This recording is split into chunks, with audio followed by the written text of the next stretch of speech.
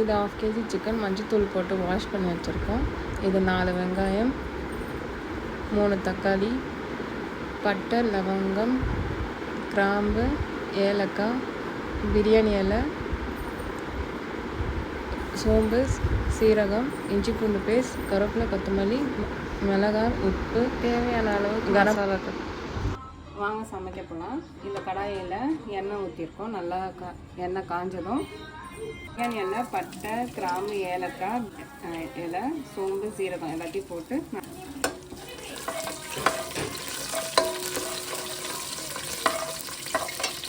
இது கொஞ்சம் வதங்கினதும் கட் பண்ணி வச்சுருக்க வெங்காயத்தை போட்டணும். இது நல்லா கோல்டன் ப்ரௌன் வரைக்கும் நல்லா வதக்கணும்.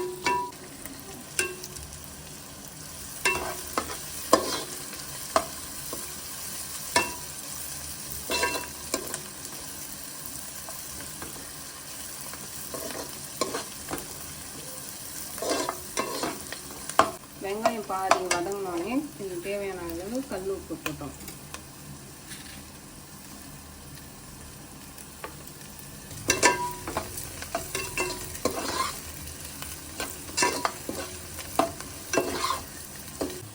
வெங்காயம் வதங்கிடுச்சு. இதுக்கு இஞ்சி பூண்டு பேஸ்ட் போடணும்.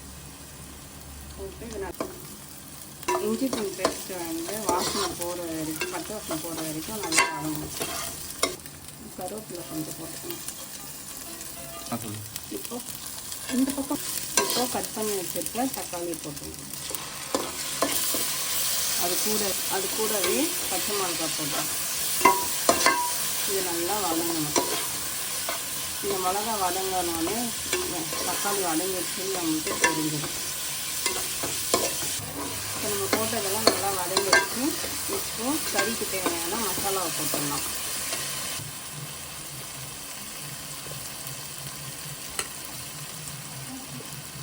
சிக்கன் மசாலா 2 ஸ்பூன்,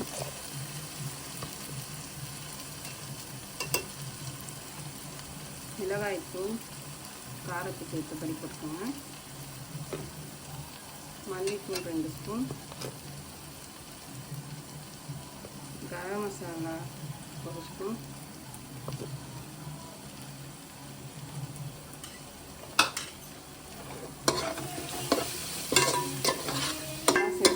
நல்லா வதக்கணும். பச்சை வாசம் போகிற அளவுக்கு நல்லா வதங்கிட்டோன்னே சிக்கனை போட்டு நம்ம வேக வச்சணும். மசாலாவுடைய பச்சை வாசம்லாம் போயிடுச்சு. இப்போ நம்ம 1/2 கிலோ சிக்கனை கழுவி வச்சுருக்கோங்க, அதை போட்டோம்.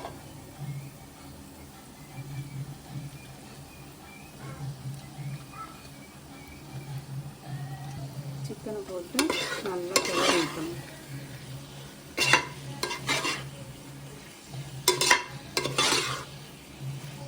இதில் தண்ணி எதுவும் சேர்க்கணும்னா சிக்கனே கொஞ்சம் தண்ணி விடும். அதுக்கப்புறம் தண்ணி பார்த்துட்டு நம்ம சேர்த்துக்க வேண்டியதான். சிக்கன் எல்லா மசாலாவும் நல்லா இறங்கிடுச்சு. இப்போ மூடி போட்டு ஒரு 5 நிமிஷம் வெயிட் பண்ணணும். இப்போ 2 நிமிஷம் ஆகிடுச்சு. நம்ம இதை எடுத்து பார்க்கலாம். கொஞ்சம் தண்ணி ஊற்றிட்டு நல்லா கிண்டிட்டு இன்னும் கொஞ்சம் நேரம் மூடி வைக்கணும். சிக்கன் எப்படி இருக்குன்ட்டு திறந்து பார்த்துடலாம். நல்லா தண்ணி விட்டுருக்கு. நல்லா கிண்டி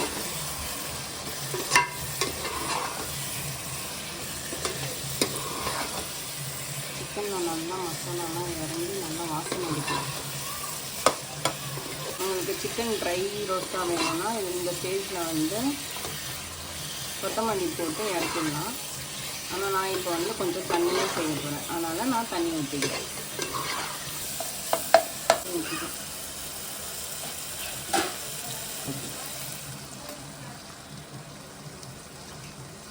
தண்ணி ஊற்றிக்கிறேன். நான் தண்ணி ஊற்றிட்டேன். இதை மூடி போட்டு ஒரு 5 நிமிஷம் கொதிக்க வச்சுட்டு கொத்தமல்லி போட்டு இறக்கிடலாம். இந்த ஸ்டேஜில் நீங்கள் உப்பு காரம் பார்த்துக்கலாம். சிக்கன் நல்லா கொதிச்சுட்டு இந்த கொத்தமல்லி போட்டணும்.